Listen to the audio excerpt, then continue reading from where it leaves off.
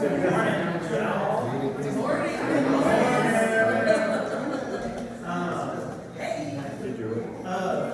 y'all. I'm so glad to have this conversation on a quiet Saturday morning. We usually do these on art wall, and usually it's kind of a rush. Like we get the talk done, and then people are kind of moseying in, and so this feels a lot more relaxed and a little bit more focused. So thank y'all so much for coming. I know most of the folks in this room, but I'm going to still introduce myself and Lynda Frese. So my name is Jaik Faulk. I'm the Visual Arts Director here at Acadiana Center for the Arts, and have the pleasure of working with Lynda Frese here on her latest exhibition. Lynda Frese is an amazing artist in this community, has been working diligently for better part of 30 years in the community. Taught at UL for a long time. I wanted to say she was one of my professors when I went to UL for a hot minute in the late 90s. And we've actually kept in touch almost the whole time. I feel like there are gaps of 5-10 years. And so it's been really interesting because even when I moved to Portland, Oregon, she was showing at a gallery that was there. And so I knew the gallery owner and the circle of friends in that context, which was really great to see Lynda's work out there. And then coming back, I was at the Hilliard when she had her show in 2017, 2016, something like that. I was a preparator there. I was helping out, doing work there, and then we worked on another exhibition that you were in a group exhibition for, contemporary geographies or something like that. At Basin Arts. At Basin Arts, when I was curator there. And then we've just had a great professional relationship since then. And so I've been able to see her work kind of evolve, and she's seen me go from painter to curator, you know, and that kind of thing. So really what we're going to talk about kind of draws from that relationship. So we talked about a few things yesterday, and we've been talking about things since. And what I'll do is I'll kind of plant us firmly almost in the middle of her career, and then build back and forth from there. So, but yeah, if you don't mind, silence your phones at this moment. I'm going to grab a seat and we'll get started. So, one thing Lynda and I were talking about is how she landed here. Do you want to give a brief 4-sentence description of this particular show? Maybe the subject matter and the medium, just for everybody who has yet to really sit with it for a moment. At this place, we are looking at 30 images, 30 artworks that have been made in what period of time? About 5 years. 5 years. 5 years. They are, for the most part, egg tempo and photo collage on panel. And thinking of this relationship that we've had, I wanted to kind of figure out how we got there. And then the subject matter is unidentified celestial objects, and kind of the deeper meaning of that. Did I give you 4 good sentences? Okay. I'm like, I asked Lynda to say 4 sentences, and I gave it to her. What's missing from that? I think it's a different kind of exploration of religion. It's interesting that people who are studying UFOs are often involved in religious studies too. Mm-hmm. So that made me think about the earlier, the kind of beginnings of my interest in religion and religious imagery. So I would say the show is also about an exploration of that as well. Mm-hmm. And nature also as a place for that kind of and the way nature kind of ties to that, which I definitely see in your work, the cyclical unity of nature and the harmony of spheres. Oh my God, that fits Lynda's work perfectly. But also the cyclical nature of your body of work too is I feel like ties to that. So when Lynda and I kind of reconnected, we were having a conversation. This might have been 2 years ago. She said, I've really been interested in this body of work that explores UFOs as just like kind of this pop thing, but then going again to that deeper meaning and teasing them out. I said, all right, that's great. She's like, you have to come see the works. I was like, all right, cool. She's like, I even have a title. All right, I want to hear this. She says, it's called Far Out. It's sold. Let's meet up and let's chat about this. And so I think I did see within the work that deeper meaning and that longer, like I saw it in context of your work from when I was your student, which was in the 90s you were making photo collages that really utilized new technology. So it was Photoshop. It was sort of a digital mashing of things. And I was really interested in that evolution of how you adopted collage as a mode for composition, like this, because you're a photographer. I mean, you compose in the frame of the photo, but now as you've grown as an artist, now you're framing like a painter, and like you're pulling elements. And what drew you to that initially? And you know that, or was that always there? Yeah, there's a lot of influences that every artist responds to, but one of them that I want to mention is one of my early teachers was Wayne Thiebaud, and the painter. He has a big show up in San Francisco right now at the Legion of Honor. Yeah, the Legion of Honor on the hill there. And I want to mention the very first picture in the show, which is called Lockdown, the one that starts the show over there. It feels very Wayne Thiebaud to me because he was a painter who he died a couple of years ago. He was a painter who was he started off as a comic book artist, and so his work is kind of funny, but it's also very serious at the same time. And I felt like that picture kind of was playful and kind of hilarious, but about something very serious as well. And the same thing with the UFO subject matter.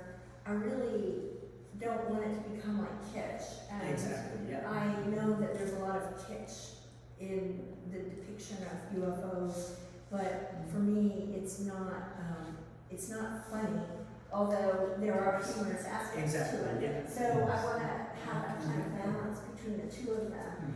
And then the collage idea, I've always been interested in collage, and one of the things that I love about collage is that you can change the story by changing the relative scale of the objects, and you can do that in collage. You can make things smaller and make things larger, and so you can upset the balance of things and rearrange the narrative in that way, and that appealed to me too, because I wanted to talk about not the main narratives, but underlying narratives, and also a history of different kinds of approaches to spirituality and religion that weren't always about the patriarchal religions too.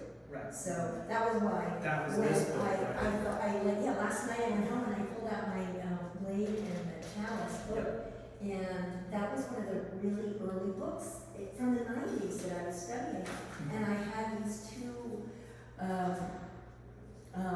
artist residencies in Italy, and I started looking at early imagery of the goddess and the Madonna. The projects were about female divinity and how depictions or how the imagery was shown to us in that way.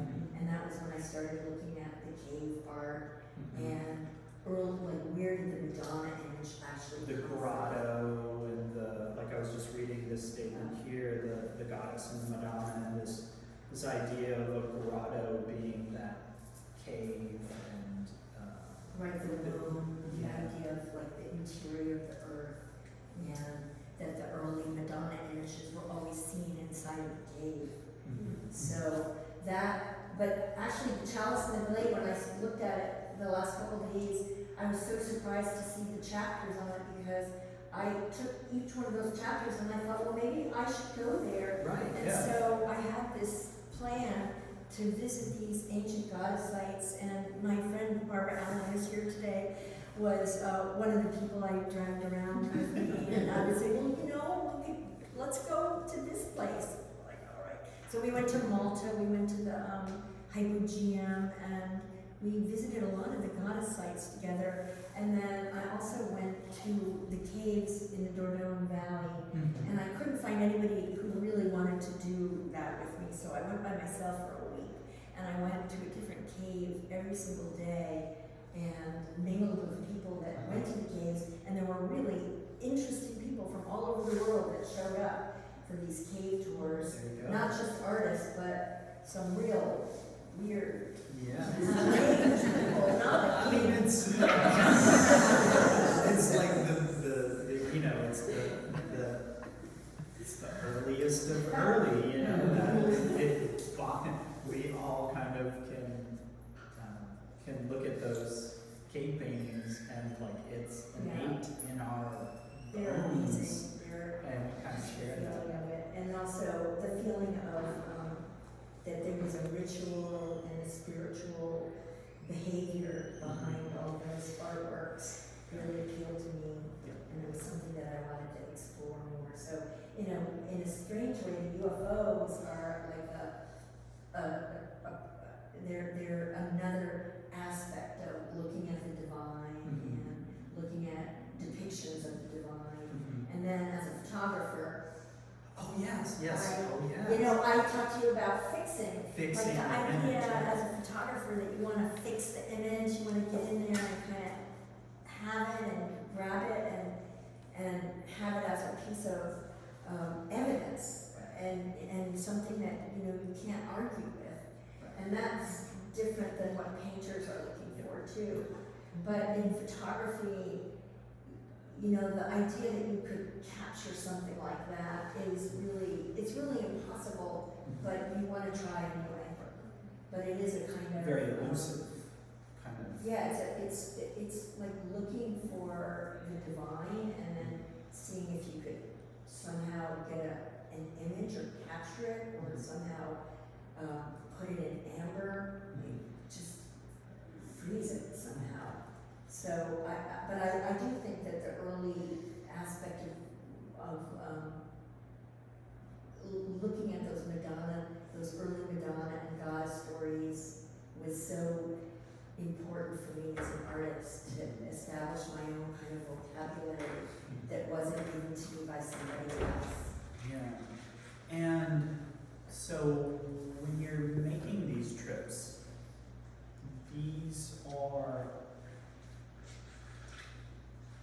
is this where you're first really seeing the egg tempera when you're in Italy?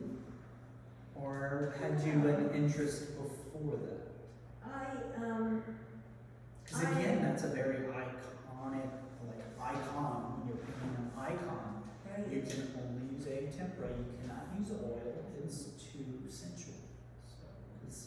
temples for the flesh.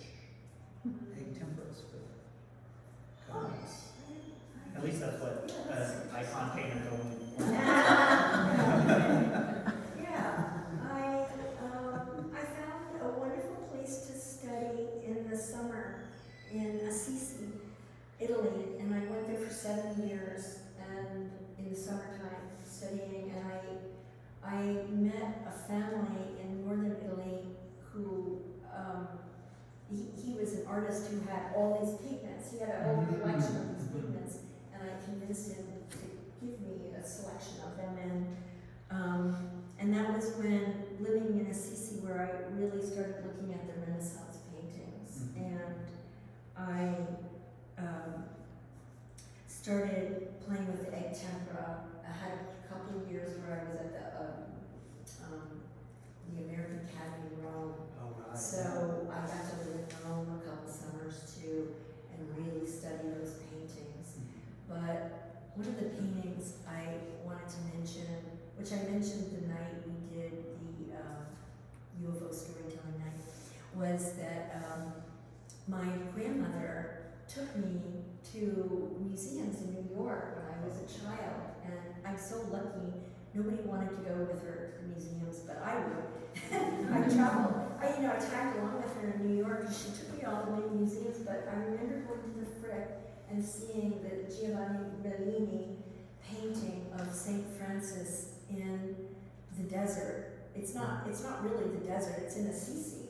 Okay. And I saw it when I was a child, and he is he's receiving the stigmata. So there's very faint marks on his palms, but he's in the natural world, and he's obviously having some kind of a revelation or an intense spiritual experience.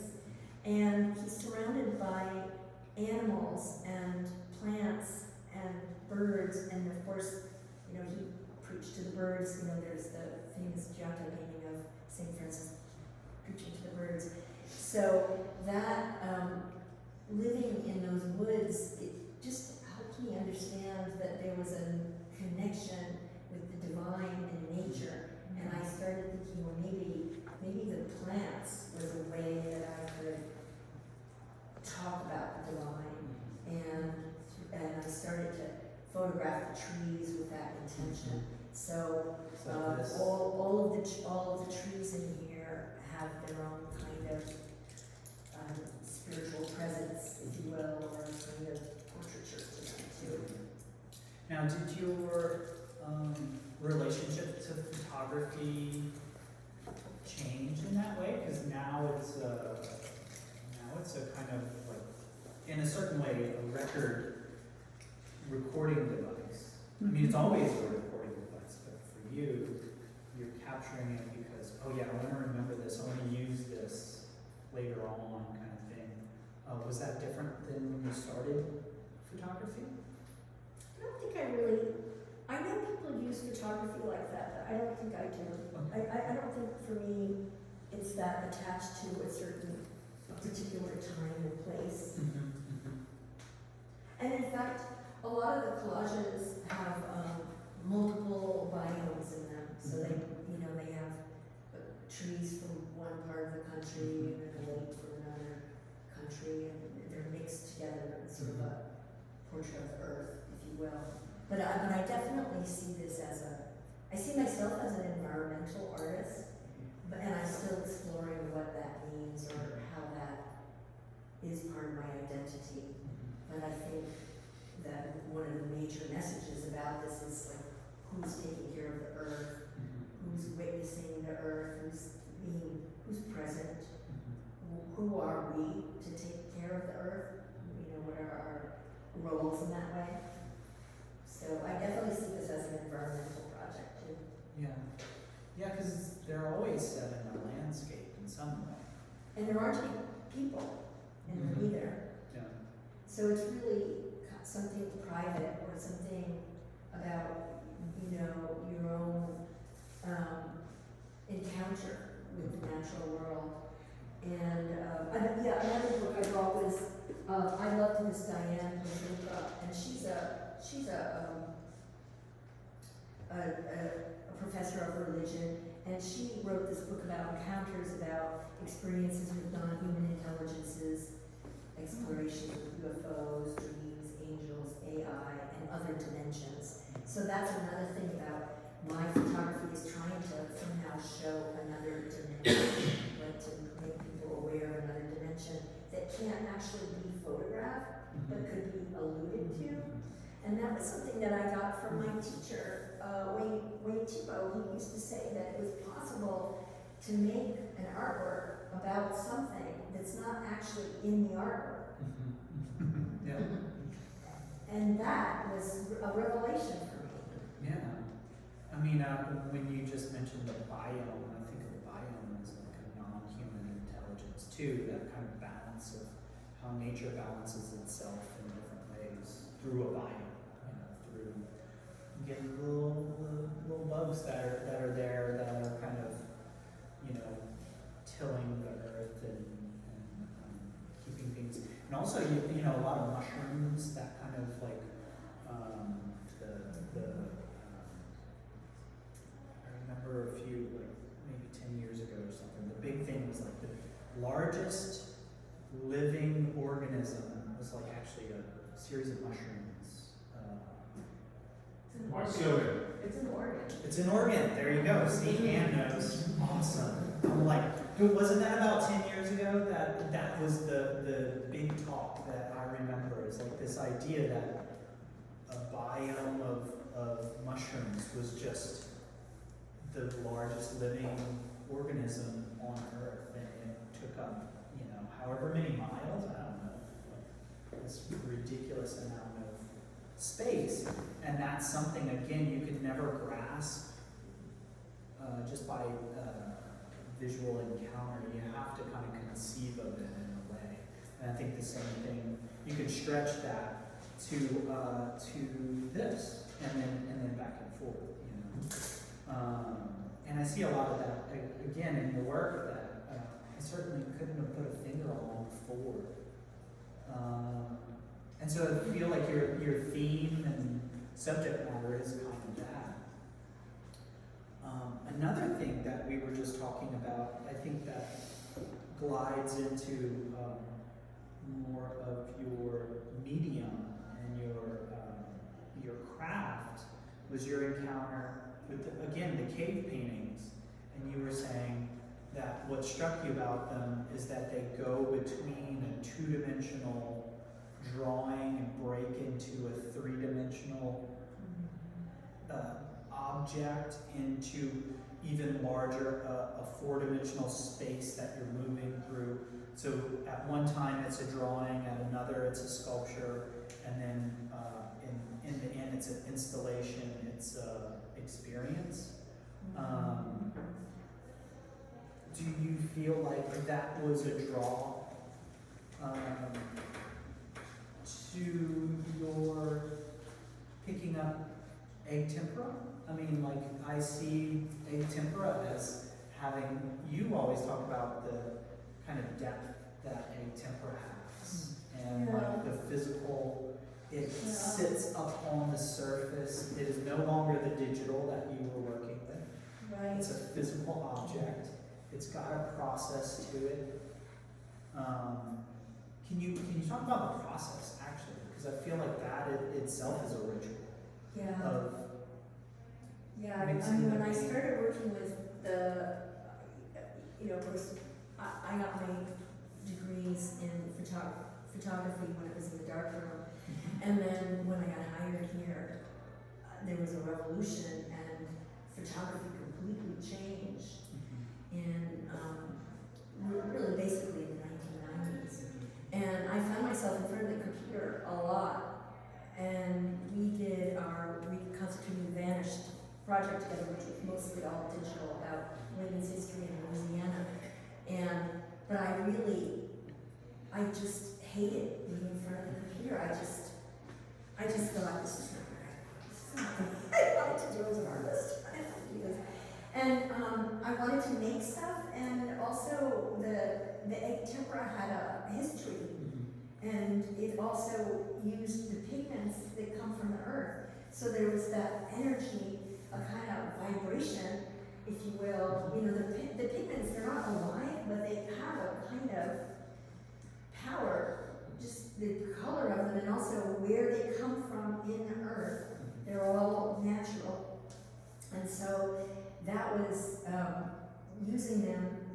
There are, you know, for the artists in here, there's, you know, they're like feelings that you get from the stuff that you use, and if it's organic and it's still, it's not really alive, but it's definitely not fake, it's not manufactured.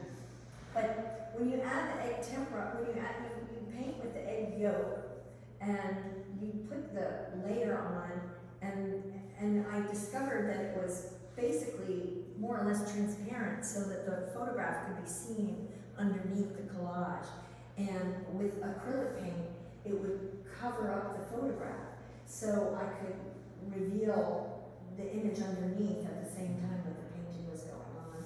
And I think what happens with the egg tempera is that you build up the layers and the particles are trapped in every layer, and so as the layers build, light can go underneath those layers and reflect the little tiny particles. It's a microscopic thing that's happening, but it makes the color look kind of gem-like because the light can flash underneath it, especially with some of the colors too. Yeah.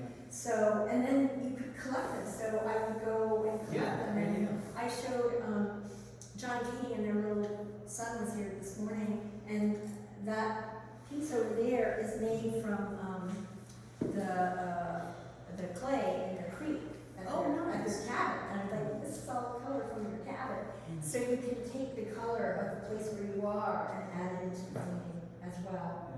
So I mean, it's not beyond the realm of comprehension that you could be using the same pigments that were in the cave paintings. Like if you would gather from that area, absolutely. So that's kind of part of that magic. Yeah, actually, John, didn't you and I go to one of those quarries when we were in the south of France? No, it was We went to one of the quarries and it's an ochre quarry. yeah, we went to an quarry and we collected the colors there. That's amazing. So that's an exciting thing too. And then when I was in Mexico, I got that Mayan blue. Oh, And yeah. when we were in Morocco, you know, they have that special blue that they add to all their paints and paint their houses with and dye all their clothing with. So there's this kind of Moroccan blue so you see the blues, and there is a connection with art history too, and the way that other artists have used those colors from the past. Yeah, and I feel like that too has that layer of the biome, of the web of intelligence, of, you know, passing at least artistic intelligence and visual history that we all kind of share across civilizations and that kind of thing, which I find as an artist, you know, kind of fascinating. And another that you were drawn to that as an artist, like in your craft, you know, I find significant and wanted to definitely explore. It takes about a year for the paintings to cure, and the insects really love them. I mean, sometimes I come in and see my hand, like, oh, that was the sky, and it was the roaches or They just the let geckos. them along. So yeah, I have to be really careful.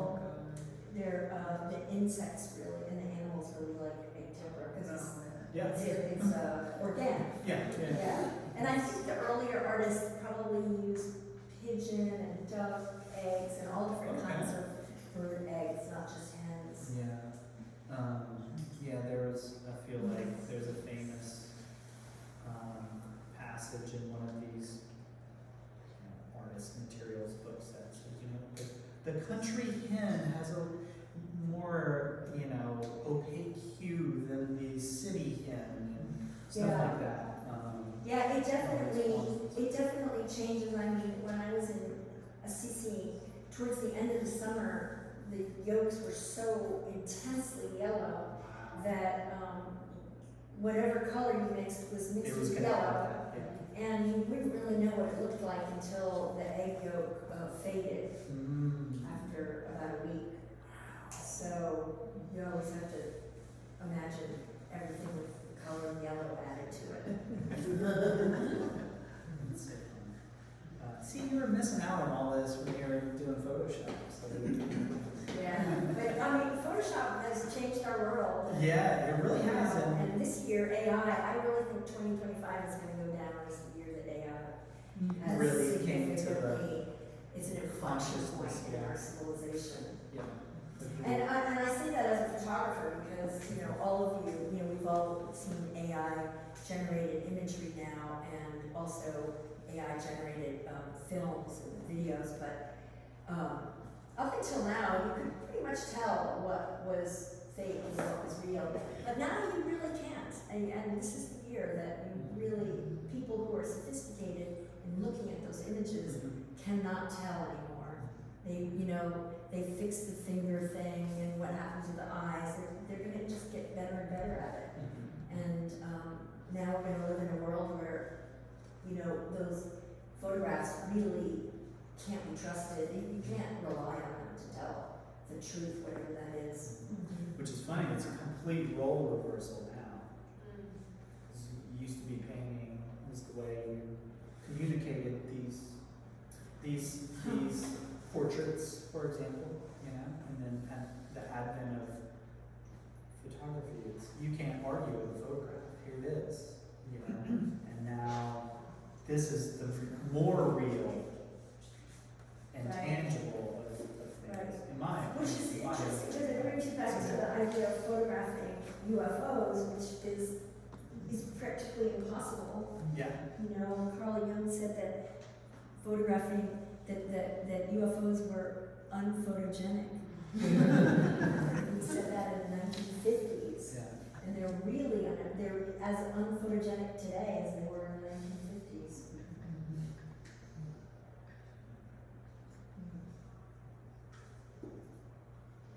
Love it. I mean, it's just the most curious point, and I'm glad you brought up the AI thing because it's really a curious point in visual culture. I've noticed it a lot this year, Yeah. that I cannot tell Yeah. anymore certain things. And if people who are on social media, it's very disturbing, the imagery that we see now with our politicians and people doing things that we don't know if they're really doing them or not. Yeah. And it's going to change the way, it's going to change civilization. Yeah, I think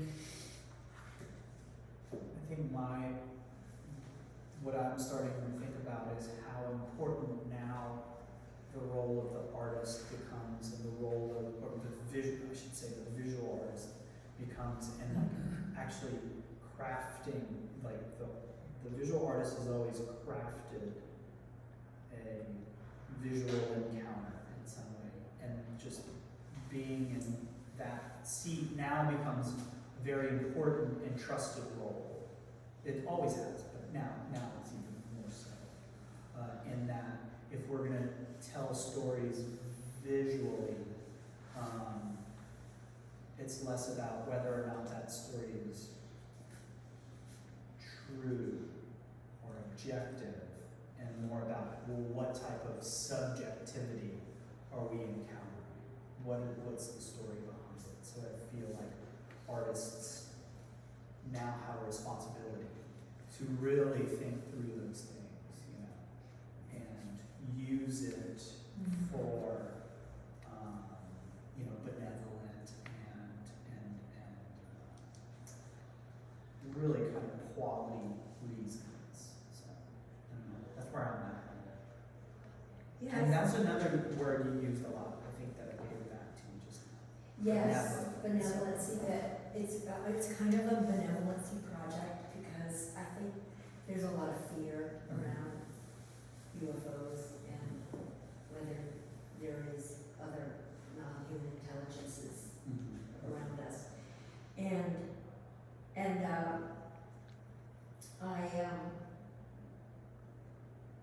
So this is kind of an antidote to that, this project. investigate my own fears Mhm. and to move through them.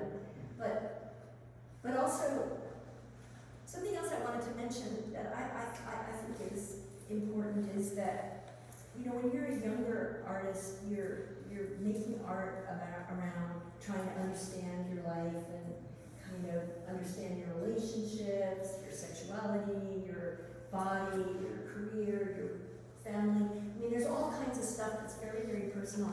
But I think, I was listening to Laurie Anderson, who's just a huge heroine for me, talk about this, and she was saying that as she's gotten older, her work has gotten less personal, less about her personal life, and more about more universal things. And I feel like that's happened to me as well, that this project is not really about me in the way my earlier work was searching. This is about something that is about civilization and about humanity and about our own religious lookings and seekings. But I think that that's an interesting thing, that as artists get older, their work tends to become less personal.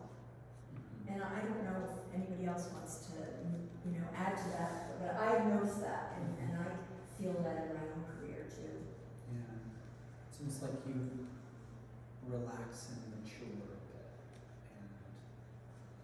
and let it draw you out in the conversations you want to have now. Larger in scope, almost. I know, because we have a room full of artists. This is amazing. I love this. Yeah.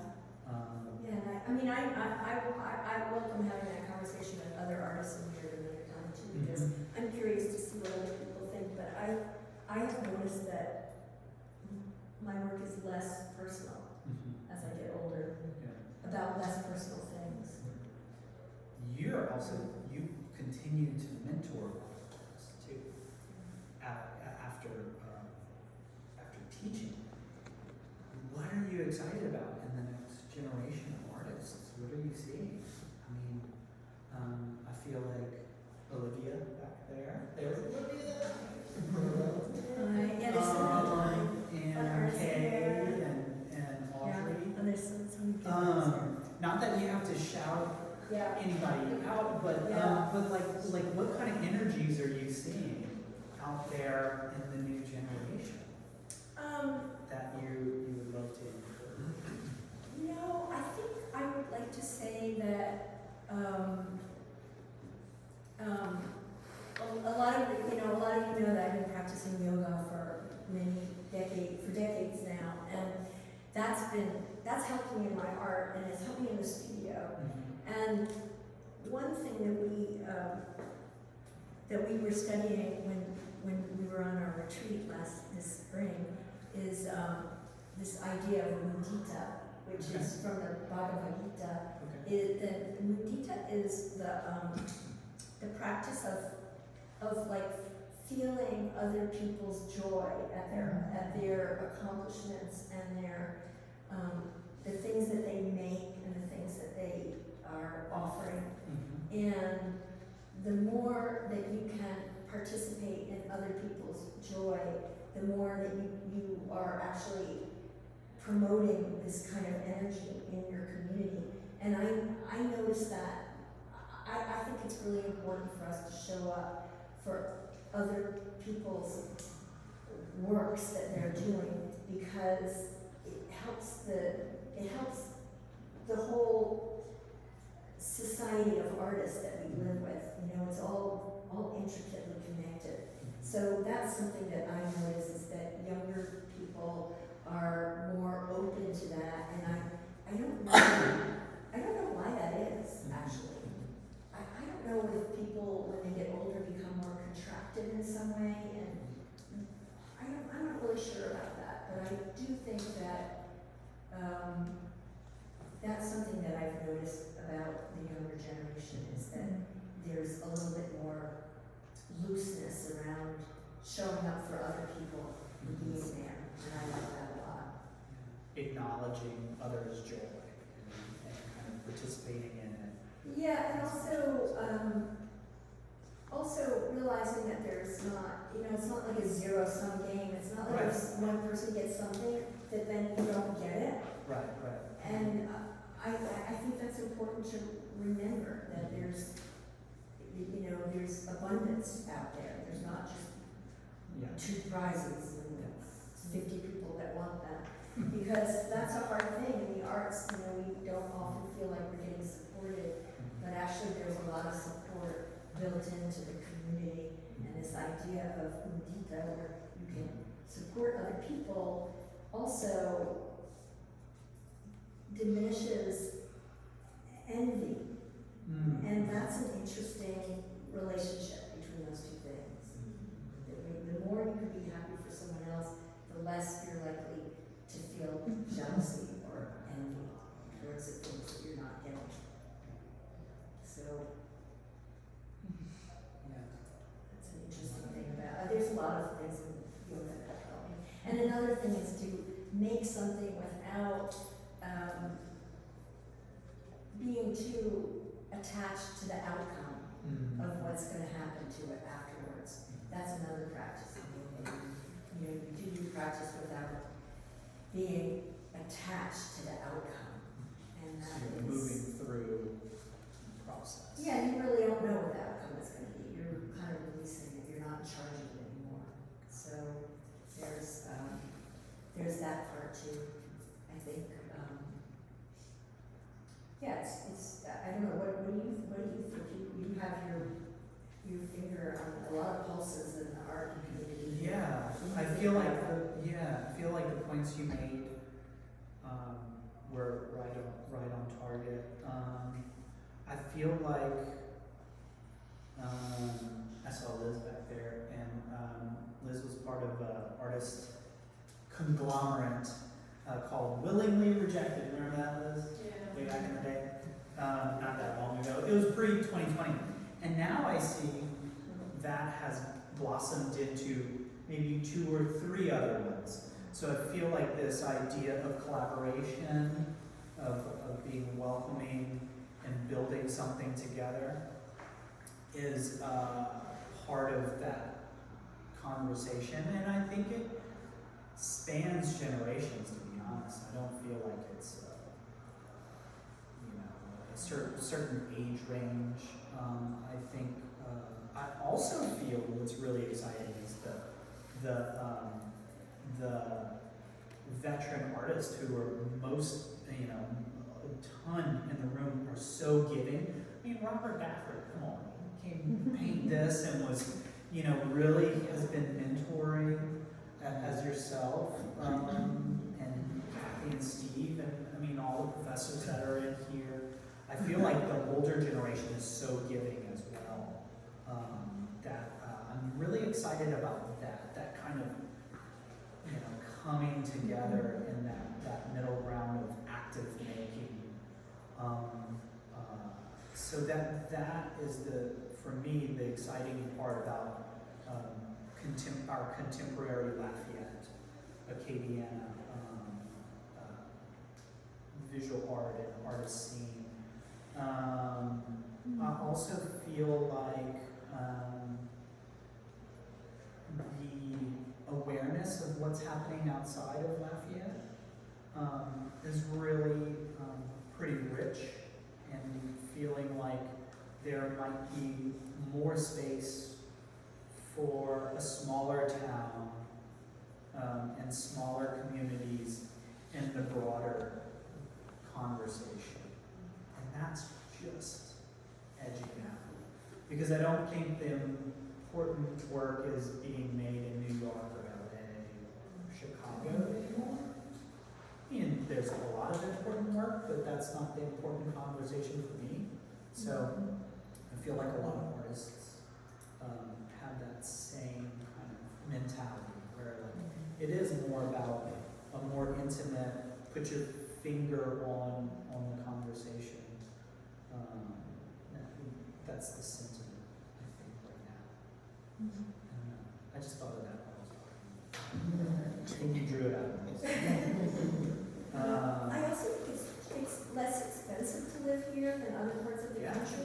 Oh, yeah. And so it might not feel like it to people who live here, but Yeah. in some ways, we don't have to work as hard to pay for our rent. I mean, It's I tough in have, those we have big friends cities. in New York City, and it's like a constant drag to try to pay your bills, and Yeah. I think in some ways, you know, the big easy idea has benefited artists here, that there's a little bit less intensity of trying to make it. Yeah, that's, And it's less expensive to live here, and that also makes a difference. yeah. I feel like that is increasingly more and more important as well. Because, I don't know, I feel like I'm becoming more and more aware of the fact that there are artist markets, like a New York, an industry of art in New York. And that is distinctly different than the artist community we created here. I was in New York 10 years ago, and I noticed all these trucks bouncing around. They're all like art handler trucks. I'm like, oh, those are kind of like Cisco trucks bringing cabbages back and forth to different grocery stores. Different thing, you know. I feel like when we're making something here, it's really for our community. And in a way, there are a lot of artists in larger markets that are making things for the market, you know. But here, I feel like it's a real intimate exchange. And something else somebody mentioned, they were talking There are about. problems with that too, though. I mean, Yeah, there are there's definitely. there's nobody collecting art here. And, Which is you a know, big. Then you go to even like Portland. Yep. I mean, I was there in Portland last year, and I went to a bunch of art gallery openings, and people were buying art. You know, there's a middle class that buys art there, and there isn't in Lafayette. There really isn't. Yeah. And I think there's a real problem with that. So Yeah. yeah, there's an exchange. Mhm. There's pros and cons to that. Yeah. Definitely have to work on that. My thought was, we are a town of artists, and that, you know, and wrapping my head around that, how to make sure that cultivating that recognition, and also that we are producing things of value that should be out in the broader community, that should be collected, that should be acknowledged and shared. For commerce, for sure. I mean, paying, you know, paying for artworks and that labor that goes into it. I just noticed that it was 10 till. I want to open it up to questions. Did you have anything else just while we were on that subject? I'll take some questions right after that. Any last thoughts on that? That's great. I can complain about that. Oh, I know. Yeah, exactly. We could have gone. We were like, That's a whole different chat. Okay, opening the floor to questions. We have some good visual brains in the room, and artists who think about ways of John. What you got? Lynda, one of the things that I've always been fascinated with about your career is your fearless desire to travel. And you have traveled extensively. And it's all over your work, and it has been for decades. But I'm curious, we were talking earlier about where you are at this point, in time, your age, your career. And I'm curious where you have not been that you want to go.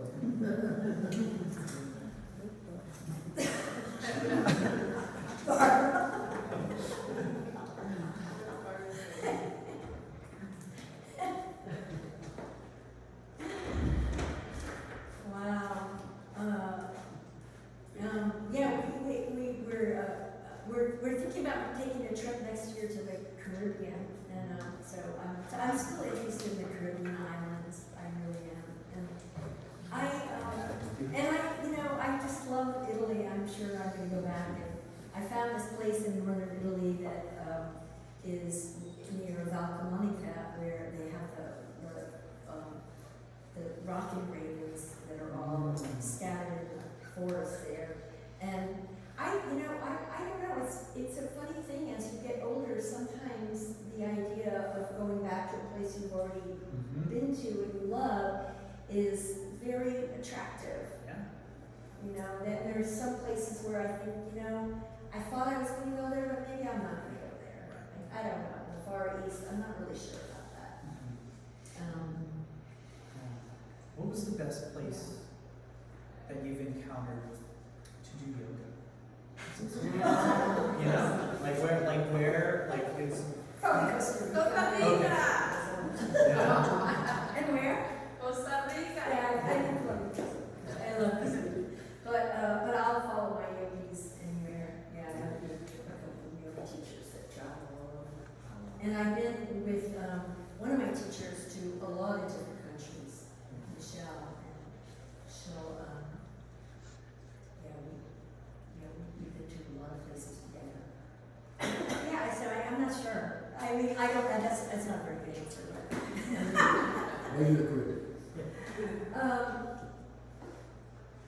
But yeah, and also the United States. I've been traveling a lot in the United States since the pandemic, and I'm going to the Grand Tetons next month. So yeah, a lot of really intensely wild places. But they're hard to get to, and you gotta have a guide. I mean, we went to the jungle last year. We had to have a guide. It was not something that you go to on your own, and that's okay. You get to be with people who are expert in their field. And talking about mudita, I was with this guy who saw an ocelot at dawn in the jungle, and he was so excited that just watching him was as exciting as seeing the ocelot. Because he'd never seen one in the wild before, so that was a lot of fun. But I would love to go back to the caves again too. Yeah. I think artists should go to those caves. Yeah. I mean, the way you're talking about it, it's almost like visiting a museum and going back and visiting a particular painting. And you really can investigate a lot of your ideas about religion and spirituality too. Yeah, one of the things you were mentioning was like, can you imagine the way, if there's a fire in there, the flickering light and the movability, the unfixed nature of those drawings, they're casting shadows. Yes, they were moving in the light, and And then if, like you said, if you're fasting or you've undergone some ritual, whether it's mushrooms or something like that, just like this. they Otherworldly kind took of experience. psychedelics when they were maybe not when they were making the art, but But experiencing. maybe when they were experiencing it afterwards. Yeah, those are pretty profound kind of. See, I like your answer about repeat visits to places, because I kind of feel like I have an affinity to visiting similar places in different times of life, different times, Right. different seasons, different. Right. And going back to see an artwork again, like that Giovanni Bernini painting, I can't wait to see it again, because I know it'll be different, and I'll see it and I'll think, I never noticed that before.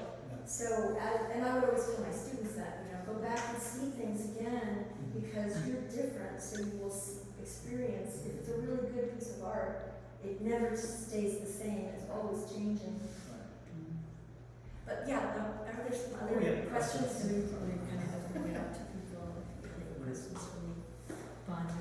I just was curious, sometimes you were given an opportunity to create a body of work at like a year or whatever. How do you go from that back to your own whatever's inspiring you at the moment? Do you have to take a break from the previous project? Do you sometimes, while you're on that project, you think, oh, I know what I'm doing next? Or what is your process for moving through? Yeah, you know, when I did the Art and Shadows project, they told me that when that was over, I couldn't use those photographs from Shadows on the Tash anymore. So it was like that was the end. And that was strange because that's not usually how a project ends. But while I was working on that project, I was thinking about the plants, and all of those pictures have a plant in them, whether it's an oak tree or, you know, mustard greens. But so I was thinking about it, and this project I'm not finished with it. I really feel like I hit a vein, and also we might have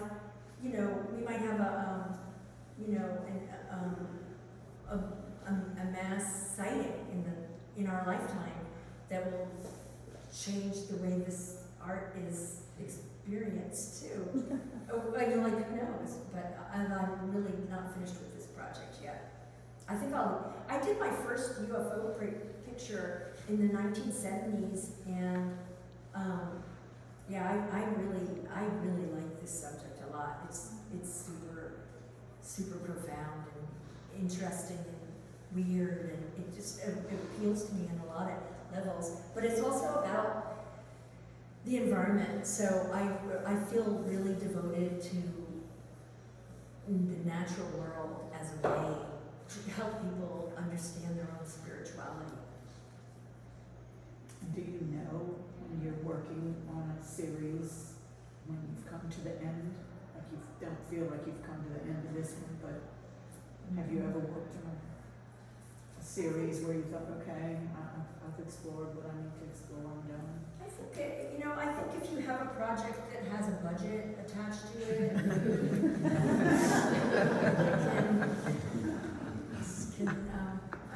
determine endings and beginnings too. Like our projects we did together, we're like, okay, we're out of money and the project's done. I have a question. Go after. I'm curious about to me the residencies seem like a really big part. Like you're mentioning the traveling of what you do. And you've been to some crazy places from what I'm saying. Very remote. And I think it would be really hard, honestly, being alone so long in a place.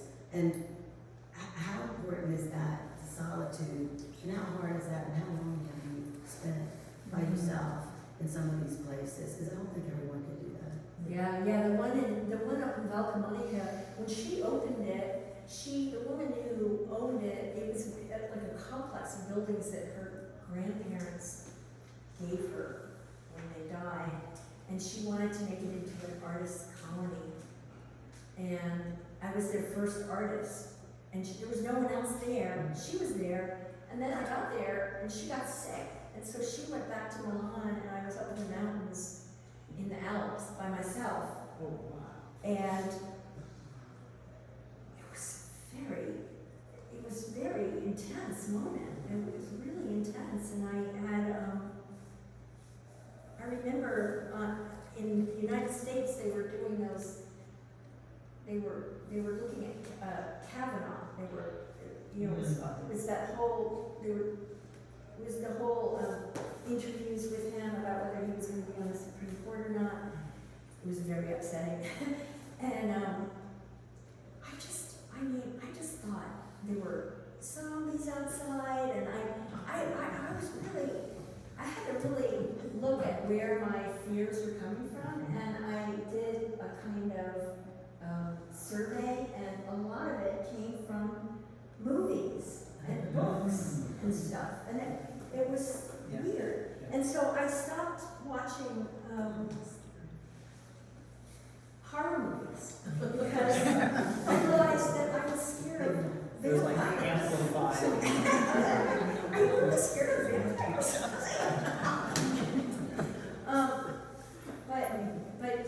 But another thing I like about the residencies is that you are with other people and you can get together with them. And I'm gonna go to one on the West Coast in October, and they've made me sign a contract saying that I will agree to have dinner every single night with the same people, a cohort of people, for a month.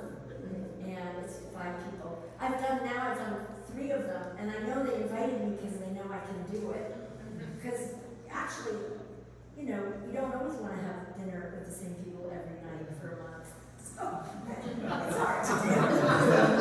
They're not your family. Yeah, exactly. Even then. But yeah, the residencies have been a major part of my art career.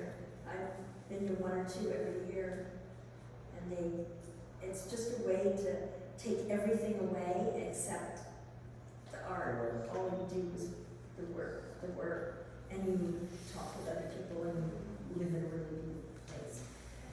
So yeah, I definitely recommend it. I know they have one in New Orleans. What is it called? There's Joan Mitchell, and then there's Studio in the Studio in the Woods. Woods. Yeah, Studio in the Woods. You've done the Joan Mitchell one, right? That's great.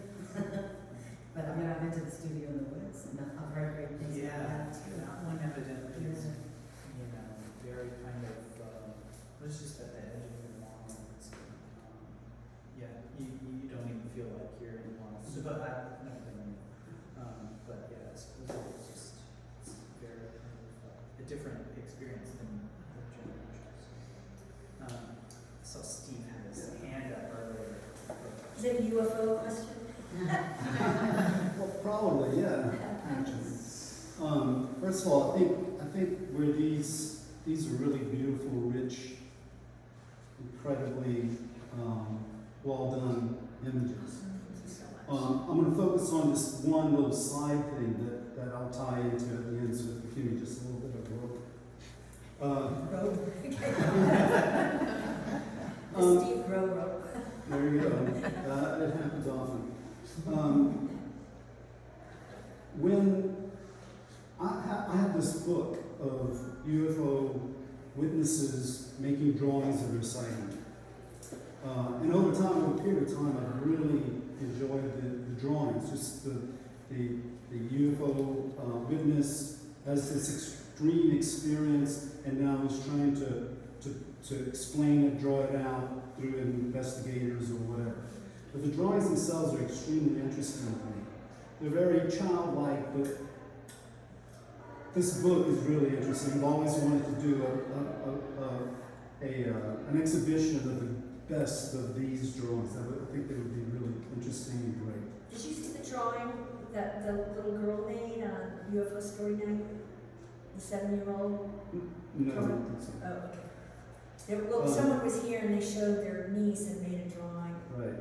Oh, it was a beautiful drawing. And they're extreme, you know, and in that process, they're trying to you know, explain or understand what they have seen as a, you know, almost a mystical experience.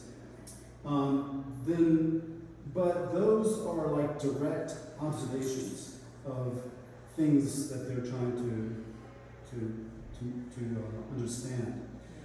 Then there's the other aspect. There's the aspect of the forgeries, right? The fakes, the people who make images, especially with photography, video, whatever. And that's another aspect of this kind of imagery. But yours is taking it to an artistic aspect, a real strong beyond either of those things. And one of the things I noticed and realized while looking at the saucer shape in particular, that you managed to put it in a particular way where it becomes almost hidden, and you have to look carefully, and it's neither one of the first things I talked about. It becomes more of a symbol for more of a symbol of what's unidentified, mysterious, mystical within everything and yourself, etc. And one other aspect that I think is really interesting is that the tone of all these things, that particular kind of almost somber, that's not the right word, somber, deeper aspect with the environment too, that you're closing, that you can add more to the symbolism, so it becomes this complete symbol. So that's my comment, but my question is, are you afraid that you taking on this symbol, this really recognizable UFO within the greater art community, not necessarily community, but art out there? How do you feel about being labeled, you know, woo-woo or whatever? because it's, you know, I think it's incredibly brave to take that on. And you've managed to make it, to me, into this much greater thing. But anybody who would see, oh, UFO, you know, especially artists who are in the higher echelons or whatever, that whole art field kind of thing. Are you concerned about that? That's great. That's a great question. You know, at the Festival International, the last day was Sunday, and I was walking down the street, and I saw these three girls. They were, I think they were tripping, really. I mean, they were just so woo-woo, and they wanted to talk to me, and they asked me what I did, and I said, I'm an artist, and they were like, and then the woman said, well, so what's your main subject matter? And I said, UFOs, and she said, she turned to her friend, she goes, she's crazy. It gets better. I was like, no, I'm not crazy. I really am. She's like, And then out front, you know, the ACA, they had, you know, put up the moving image of my show, and I said, that's my show over there. That's my show.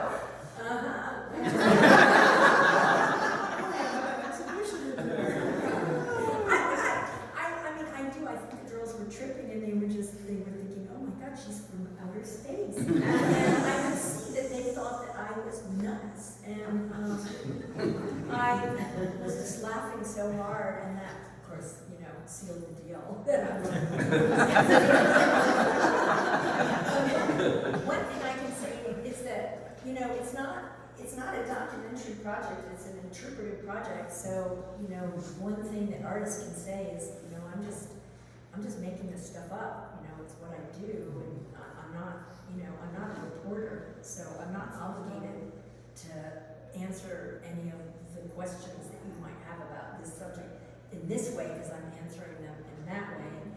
And something that I mentioned earlier that I'm concerned about or think about is kitsch. That, you know, there's a lot of kitsch around UFO art, and I'm more interested in avoiding that in my work and understanding it. I mean, to avoid it, you kind of have to understand it too.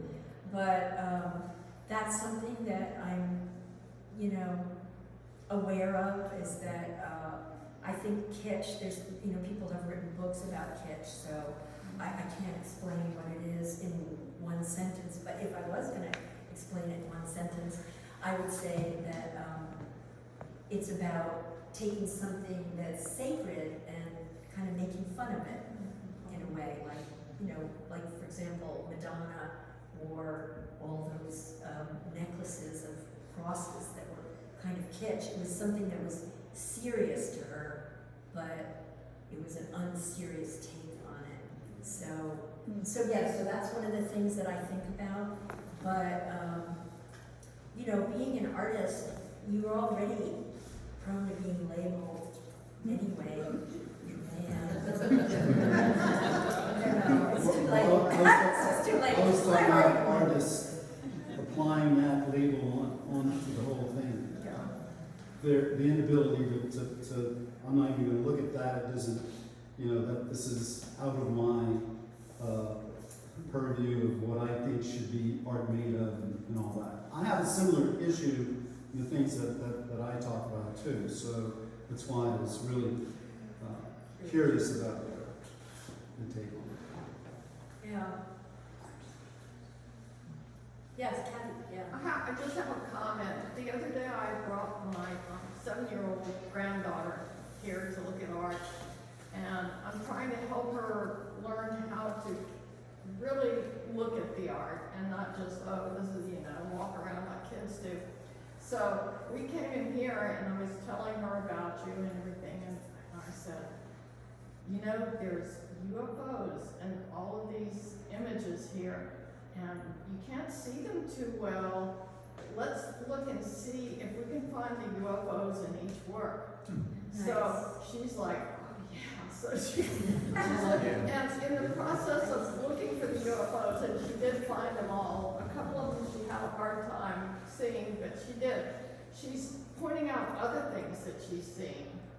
And this is not exactly what usually attracts Elise to look at something, because the colors are subdued, they're not bright, doesn't have cartoony stuff in it. She was really impressed. By the time we finished the whole round, she was, you know, wow, you know, this is good, this is good. Then we went in there and she very carefully looked at everything. And yeah, we're trying to also introduce her to other ways, other subject matter and alternative things, and to be open. Mm-hmm. You know, and this was a really good experience, so thank you.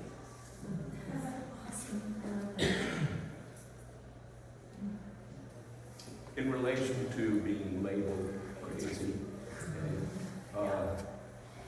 Thelonious Monk said, it can be a really freeing thing. And I think that myself. And like you said, you know, artists in general are kind of by certain people and groups of people that they're crazy artists. Right, and it brings back what you were talking about earlier of our, you know, the discussion about our responsibility as artists too. That we have a responsibility to portray our community, our you know, our culture. And you know, the musicians here talk about that a lot. I think they talk about it more than the artists do, but we definitely see it under your tutelage here too, because we're seeing a lot of investigations about the particular aspects of this culture here. And I have never really thought about, I know I wasn't born here and I didn't grow up here, but I feel the effects of living here, and you know, I think it's showed up in my art. I think some of the more glittery pieces are kind of like New Orleans, sort of Mardi Gras. There's sort of something party-like about some of them too.